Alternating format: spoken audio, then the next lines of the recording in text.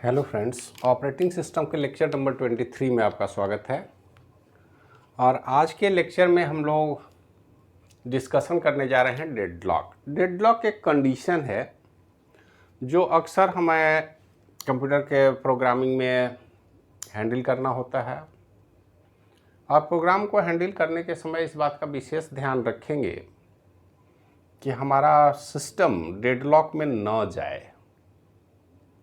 मतलब हम प्रोग्रामिंग के समय, ऑपरेशन प्रोसेस को मैनेजमेंट के समय इस बात का विशेष ख्याल रखेंगे कि हमारा प्रोग्राम कभी भी डेडलॉक में ना जाए, खास करके तब जब हम किसी रिसोर्स को शेयर कर रहे हों। रिसोर्स हमारे पास से CPU, memory, IO device, even if program file, database file, कुछ भी हो।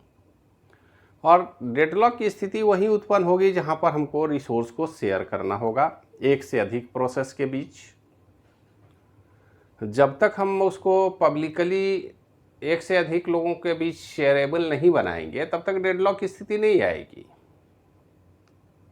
कोई पर्सनल यूज के लिए अगर सिस्टम है या कोई आइटम है, हमारे घर का कोई सामान है, तो उसको हम जब चाहे जैसे चाहे इस्तेमाल कर सकते हैं, उसमें किसी को कोई आपत्ति नहीं होगी। दिक्कत वहाँ होती है जब रिसोर्स शेयरेबल हो, एक से अधिक लोग उसको यूज करना चाहते हो। अगर कोई यूज ही नहीं करना चाहेगा तब तो कोई बात नहीं है। लेकिन पब्लिक प्लेस में एक चेयर के लिए भी रिसोर्स शेयर करने की बात होती है। रेलवे स्टेशन पर आप जाते हैं, चेयर है तो वहाँ भी शेयर करने की बात होगी। और एक समय में कोई एक ही पर्सन उसको ऑक्युपाई कर सकता है। तो जब तक किसी रिसोर्स को शेयरेबल नहीं बनाया जाए तब तक डेडलॉक की स्थिति नहीं आएगी। और यहाँ अगर हम कंप्यूटर की भाषा में कहें तो डेडलॉक एक कंडीशन है, सिचुएशन है। ज़रा देखिए डेडलॉक को क्या लिखते हैं हम। It is a condition where in a set of processes are waiting for ever for a resources held by each other, none of them is able to execute. इस बात को इस तरीके से समझें कि मान लेते हैं एक फाइल है हमारे पास, ये फाइल F1 है और इस फाइल को हम एक्सेस करना चाहते हैं। लेकिन जब इस फाइल को हम एक्सेस करना चाहेंगे तो एक्सेस करने का कंडीशन हमारा म्यूचुअल एक्सक्लूसिव होना चाहिए, म्यूचुअल एग्जीक्यूशन मोड में होगा। मतलब ये सेमाफोर से हम इसको लॉक करेंगे, जो क्रिटिकल सेक्शन हैंडलिंग का प्रोसेस सिंक्रोनाइजेशन में हम लोगों ने देखा कंडीशन। तो इसको सबसे पहले हम जब भी यूज करेंगे तो सेमाफोर से लॉक करेंगे। अब सवाल है कि इस फाइल को एक्सेस करने के कंडीशन क्या है, प्रोसेस क्या है। किसी भी फाइल को एक्सेस करना हो तो मतलब किसी भी प्रोसेस को, ये फाइल तो हमारे लिए रिसोर्स हो गया। अब इसको कोई एक प्रोसेस मान लेते हैं, हमारा प्रोसेस P0 है जो एक्सेस करना चाहता है। इस फाइल को प्रोसेस P1 भी एक्सेस करना चाहता है, अप टू Pn ये सारे एक्सेस करना चाहते हैं, सबको ज़रूरत है इस फाइल की। तो जब बहुत सारे प्रोसेस एक कॉमन फाइल को, रिसोर्स को एक्सेस करना चाहेंगे तो ये हमारे लिए क्रिटिकल सेक्शन हुआ।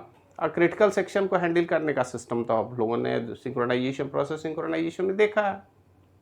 और ज़रा उसी बात को और थोड़ा सा आगे बढ़ाते हुए हम लोग देखेंगे कि cycle of accessing A resource protected by semaphore. इस फाइल को डायरेक्ट कोई भी एक्सेस नहीं करेगा, सारे प्रोसेस चाहते हैं एक्सेस करना, लेकिन चूंकि ये क्रिटिकल सेक्शन में हमने इस फाइल को रखा है तो हमें क्या करना होगा, एक सेमाफोर का इस्तेमाल करते हैं और बाइनरी सेमाफोर से काम चल जाएगा, क्योंकि एक बार में एक ही प्रोसेस इसको यूज करेगा। तो जिस भी प्रोसेस को करना होगा इसको पहले डाउन करना होगा। डाउन करने के बाद प्रोसेस इंटर करेगा, फाइल को एक्सेस कर सकता है। रीड ऑपरेशन हो, राइट ऑपरेशन हो, उससे हमको कोई मतलब नहीं है। लेकिन इस फाइल की एक्सेस राइट किसी एक प्रोसेस को एक समय में मिलेगी। और जब कोई भी प्रोसेस इसको एक्सेस कर रहा होगा तो बाकी के प्रोसेस वेट करेंगे, क्योंकि वो तो एक्सेस कर नहीं सकते। तो किसी भी फाइल को अगर एक्सेस करना हो जो शेयरेबल मोड में हो, तो उनको एक्सेस करने का हमारे पास 4 अलग अलग स्टेप है। सबसे पहले तो हमें रिक्वेस्ट करना होगा। रिक्वेस्ट एक सिस्टम कॉल है एक्चुअल में, और रिक्वेस्ट कहने का मतलब है कि ये इसी सेमाफोर को डाउन करने की बात करता है। ऐसा नहीं है कि हमने रिक्वेस्ट किया तो हमको मिल गया। हमको ऑथराइजेशन मिलेगा तभी हम फाइल को एक्सेस कर पाएंगे।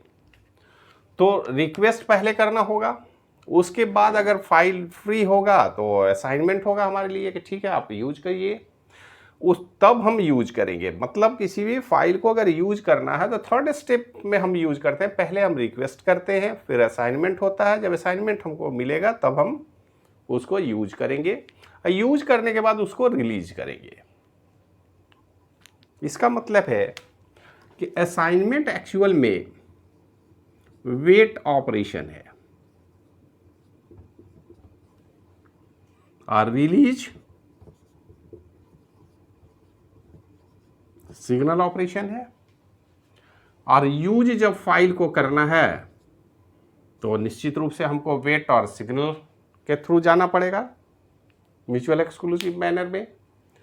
तो रिक्वेस्ट जब भी कोई फाइल का हम करेंगे तो हमें अगर फाइल अवेलेबल है तो हमको उसको असाइनमेंट और सिग्नल के थ्रू जाना होगा। अब जरा सा देखिए हम कि इस काम को हम कैसे प्रोसेस करेंगे, कैसे एग्जीक्यूशन होगा। तो उसके लिए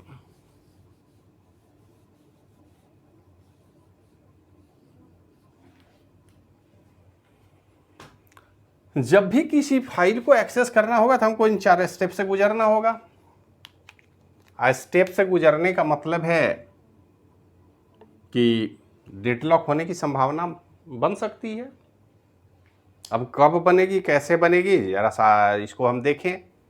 अब देखिए प्रोसेस जो है वो अपने कंप्लीशन में कोई ज़रूरी नहीं है कि किसी एक फाइल पर ही डिपेंडेंट हो। तो एक रिसोर्स पर तो डिपेंडेंट होता नहीं है प्रोसेस को हो सकता है अभी ए की ज़रूरत, फाइल F1 की ज़रूरत है, फिर फाइल F2 की ज़रूरत पड़ेगी उसको।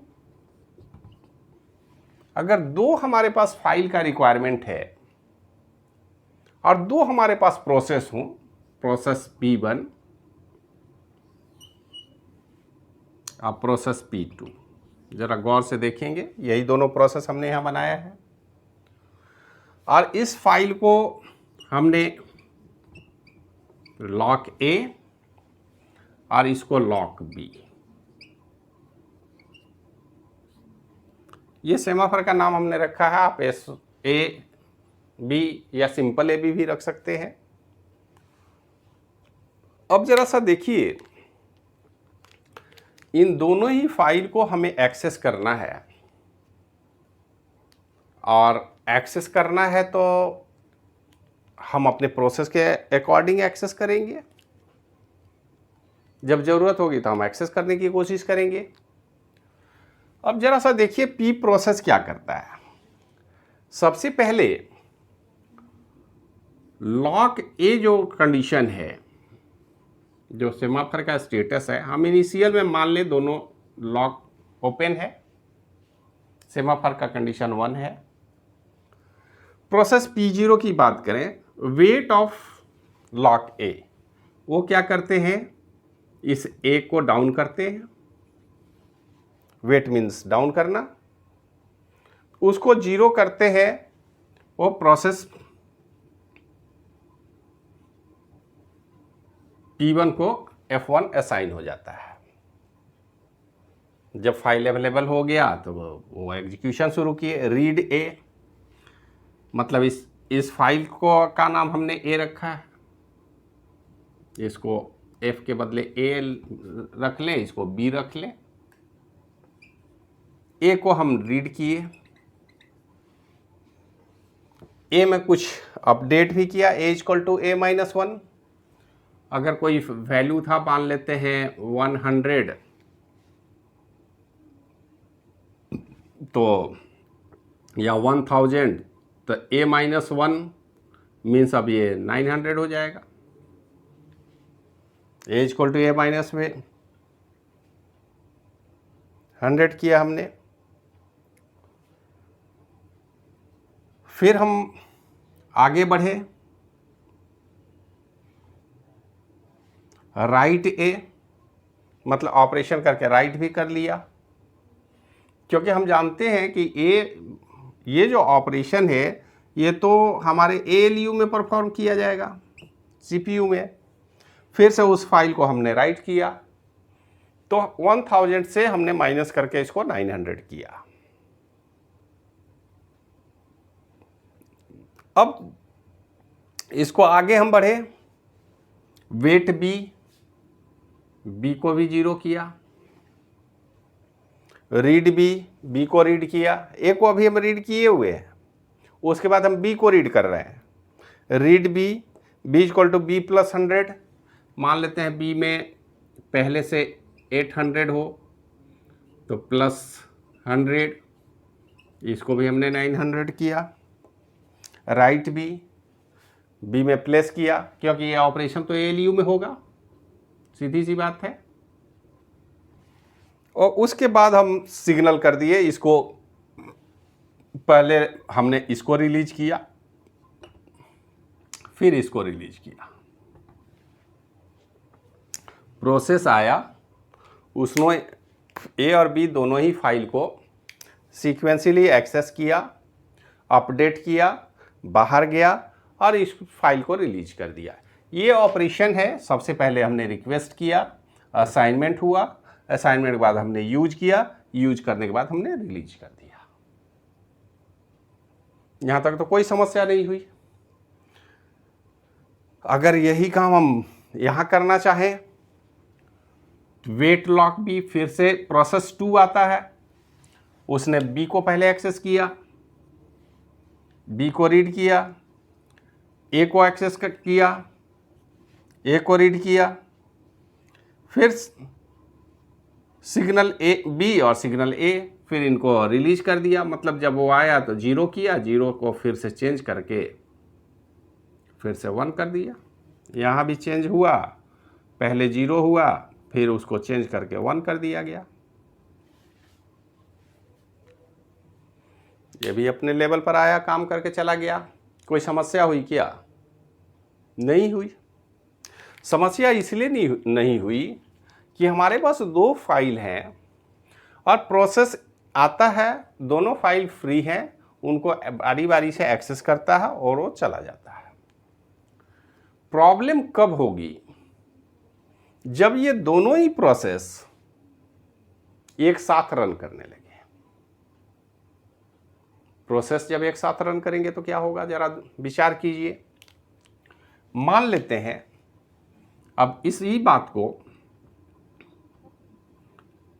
हम पैरेलल रन करके देखिए। पैरेलल रन तो नहीं हो रहा आप, लेकिन अलग अलग प्रोसेस को एक साथ हम रन करने की कोशिश कर रहे हैं। सबसे पहले प्रोसेस P0 आता है, वो इस सेमाफर को डाउन करता है, रीड करता है, उसके बाद राइट करता है। अब अगर नेक्स्ट टाइम हम करते हैं तो अभी हमारा 9000 है, जब इसको माइनस करेंगे तो ये क्या हो जाएगा, 8000 होगा। 8000 ये प्रोसेस कर रहा था। इसी टाइम में हमने इसको कॉन्टेक्स्ट स्विच कर दिया। ये अभी यहां पर है, कॉन्टेक्स्ट स्विच किया। वैसे हम किसी भी स्टेटमेंट के बाद कॉन्टेक्स्ट स्विच कर सकते हैं, क्योंकि कॉन्टेक्स्ट स्विच करने का काम ऑपरेटिंग सिस्टम करता है। ऑपरेटिंग सिस्टम किसी भी समय में किसी भी प्रोसेस को कॉन्टेक्स्ट स्विच कर सकता है, वो पावरफुल है। उसको इस बात से कोई मतलब नहीं कि आप क्या काम कर रहे हैं। जो काम कर रहे हैं वेट कीजिए, दूसरे को मौका दीजिए, दूसरा प्रोसेस चलेगा, वो उसको थोड़ी देर मौका देंगे। आप जरा विचार कीजिए, राउंड रॉबिन शेड्यूल चल रहा है, तो राउंड रॉबिन में तो एक निश्चित टाइम ही आपको देंगे, पूरे प्रोग्राम को रन करने का टाइम तो हम देंगे नहीं। तो हो सकता है वो रीड ए के बाद ही रुक गया हो, कहीं भी रुक गया। हमने कॉन्टेक्स्ट स्विच किया, प्रोसेस P1 को लाए। अब ये प्रोसेस मान लेते हैं हमारा P0 था, ये प्रोसेस P1 है। P1 प्रोसेस आया, उसने B को लॉक किया, वेट ऑपरेशन परफॉर्म किया, रीड बी को उसने रीड किया। अब वो यहां पर है, ऑपरेटिंग सिस्टम ने फिर से इसको कॉन्टेक्स्ट किया और यहां पर आ गया। अब कॉन्टेक्स्ट स्विचिंग के बाद हम यहां तो आ गए, लेकिन हमें करना क्या है, वेट ऑपरेशन परफॉर्म करना लॉक बी पे। तो लॉक बी तो ऑलरेडी 0 है, निगेटिव वैल्यू हो नहीं सकता, नॉन निगेटिव वैल्यू होना चाहिए। तो नॉन निगेटिव में सबसे लोअर वैल्यू तो 0 है, अब 0 से नीचे नहीं जा सकता है। तो ये उस बी फाइल को एक्सेस कर सकते हैं क्या, वेट स्टेट में है, यहां पे अब ये वेट कर रहे हैं।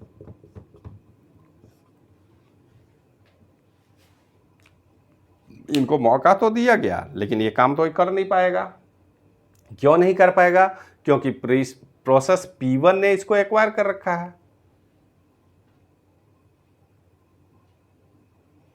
अब ठीक है, यहां से हम आगे बढ़े, इनको 2 मिनट का मौका दिए, ये कुछ भी काम नहीं कर पाए। प्रोसेस P0 को हमने टाइम तो दिया प्रोसेस एग्जीक्यूट करने का, लेकिन ये ऐसी स्थिति में पहुंचा हुआ है कि इसको इस फाइल की जरूरत है जिस फाइल को पहले से P1 ने एक्वायर कर रखा है। ऑपरेटिंग सिस्टम टाइम दिया तो टाइम तो लिमिटेड है, फिर वो मूव किया P1 पर, बोला कि भाई अब आप रन कीजिए। P1 के पास जो ही गए तो P1 वेट कर रहा है, ये इसने B को काम कर लिया है, B को रीड कर लिया है, लेकिन इनको आगे के प्रोसेस के लिए चाहिए A फाइल। अब जरा सा देखिए, इसको डिफाइन करने का सबसे आसान तरीका है कि प्रोसेस P0 ने इसको एक्वायर कर रखा है, इसको एक्वायर कर रखा है, उनका डिमांड है फाइल B, और इसने प्रोसेस B को एक्वायर कर रखा है और इनको रिक्वायरमेंट है, एक मिनट,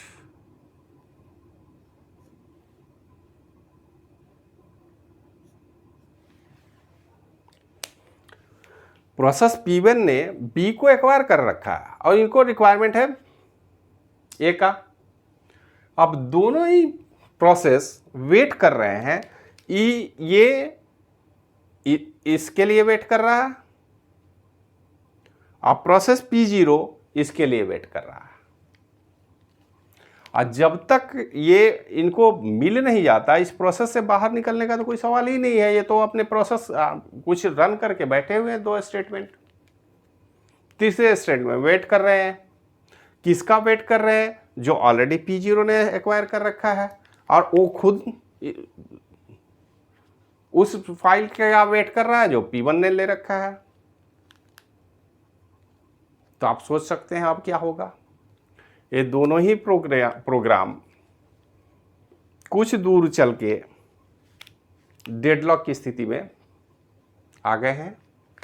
अब ऑपरेटिंग सिस्टम इनको हजारों चांस कॉन्टेक्स्ट स्विचिंग के द्वारा दे, ये 2 में से कोई भी प्रोसेस आगे बढ़ने वाला नहीं है। अब ये प्रोसेस में मॉडिफिकेशन आप लाख प्रयत्न करेंगे, इस प्रोसेस को या तो बाई फोर्स आपको टर्मिनेट करना होगा, या नहीं तो आप अनंत काल तक वेट कीजिए, प्रोग्रेस तो होने वाला नहीं है, प्रोग्राम तो एग्जीक्यूट ही नहीं होगा। कुछ इस तरह की स्थिति आप कंप्यूटर ऑपरेट करने में अक्सर कभी कभार मिलेगा, अक्सर तो नहीं मिलेगा लेकिन कभी कभार जरूर ऐसी स्थिति आती है जब आप देखेंगे कि आपने प्रोग्राम तो स्टार्ट कर दिया लेकिन बीच में मशीन हैंग कर गया, मशीन रुका हुआ है, अब वो कोई भी ऑपरेशन को परफॉर्म नहीं कर पा रहा है due to this type of condition, and this condition is known as deadlock. मतलब जब प्रोग्रामर, यहां तो आप 2 प्रोसेस की बात कर रहे हैं, 2 से अधिक प्रोसेस हो सकते हैं, तो जितने भी प्रोसेस हम बनाएं, हम इस बात को इंश्योर करने की कोशिश करेंगे कि डेडलॉक ना लगे, लेकिन लापरवाही से बनाए गए प्रोसेस और लापरवाही से अलॉट किए गए प्रोसेस एग्जीक्यूशन के दौरान डेडलॉक में फंस सकता है। और जब डेडलॉक में फंस जाएगा कोई भी प्रोग्राम, तो उसको आप किसी भी सूरत में एग्जीक्यूट नहीं कर पाएंगे। तो यही बेसिक कंडीशन है जिसको हम रिप्रेजेंट कर रहे हैं डेडलॉक से। डेडलॉक का मतलब है कि दो या उससे अधिक प्रोसेस किसी ऐसी सिचुएशन में फंस जाएं during programming, during execution, run time, कि जिस प्रोसेस के लिए, जिस रिसोर्स के लिए वेट कर रहा हो एक प्रोसेस, वो किसी दूसरे प्रोसेस ने एक्वायर कर रखा है, और दूसरे प्रोसेस ने जिसको एक्वायर कर रखा है उसके लिए पहला प्रोसेस वेट कर रहा है। तो इन दोनों का कभी भी रिक्वायरमेंट फुलफिल हो ही नहीं सकता। और जब रिक्वायरमेंट फुलफिल नहीं हो सकता तो आप आसानी से कह सकते हैं कि अब हमारे मशीन में डेडलॉक की सिचुएशन आ गई है, अब यहाँ से आगे नहीं बढ़ा जा सकता है। बहुत मुश्किल कंडीशन है। और ये कोई नई व्यवस्था नहीं है सिस्टम में। जहाँ भी रिसोर्स शेयर किए जाते हैं, सबसे आसान एग्जाम्पल हम लोग सड़क पर अक्सर देखते हैं, डेडलॉक की स्थिति आ जाती है। ट्रैफिक रूल को फॉलो करना हमारे बस की बात है नहीं, हम लोग तो करते नहीं हैं। और ट्रैफिक रूल जहाँ वायलेट हुआ, आप सड़क पर अक्सर चौक चौराहे पर देखेंगे डेडलॉक की सिचुएशन है। बहुत मुश्किल होती है, गाड़ी यहाँ ऐसी फंस जाती है कि कोई भी आगे नहीं बढ़ सकता। तो रूल्स जो बनाए जाते हैं, जो कंडीशन है, उसको प्रिवेंट करना होगा ड्यूरिंग प्रोग्रामिंग। हम प्रोग्राम को इस तरह से शेड्यूल करें, इस तरह से डिज़ाइन करें कि इसमें डेडलॉक की स्थिति ना आए। लेकिन फिर भी प्रोग्राम है, जब हम बनाते हैं हमको रिसोर्स शेयर करने ही हैं। एक से अधिक प्रोसेस रिसोर्स बनाएंगे तो किसी के लिए पर्सनल तो बनाएंगे नहीं। अब CPU है तो सारे प्रोग्राम या प्रोसेस CPU को यूज करेंगे, और CPU निश्चित रूप से म्यूचुअल एक्सक्लूसिव मैनर में ही यूज होगा। तो जब भी म्यूचुअल एक्सक्लूसिव मैनर में हम यूज करते हैं तो हमें इस तरह के सिचुएशन की स्थिति करनी पड़ेगी। और इसको, अब डेडलॉक की स्थिति किन किन कारणों से होगी, कैसे हम इससे अवॉइड करेंगे, इस पर अगले वीडियो लेक्चर में हम लोग डिस्कशन करेंगे। लेकिन अभी सिर्फ ये हम समझने की कोशिश की है कि डेडलॉक है क्या, मशीन को एक्सेस करने का क्या रूल है, और उस रूल के बावजूद जब हम दो या उससे अधिक प्रोसेस को रिसोर्स शेयर करने की कोशिश करते हैं तो कई बार हमारी प्रोग्रामिंग में कुछ इस तरह की स्थितियां आ जाती हैं कि हम डेडलॉक के कंडीशन में चले जाते हैं। इस तरह की स्थिति से हमें बचना होगा। तो डेडलॉक होने के क्या कंडीशन हैं, इनका प्रिवेंशन का क्या तरीका है, इस पर डिस्कशन हम अगले लेक्चर में करेंगे। आज के लिए इतना ही। वीडियो देखने के लिए धन्यवाद।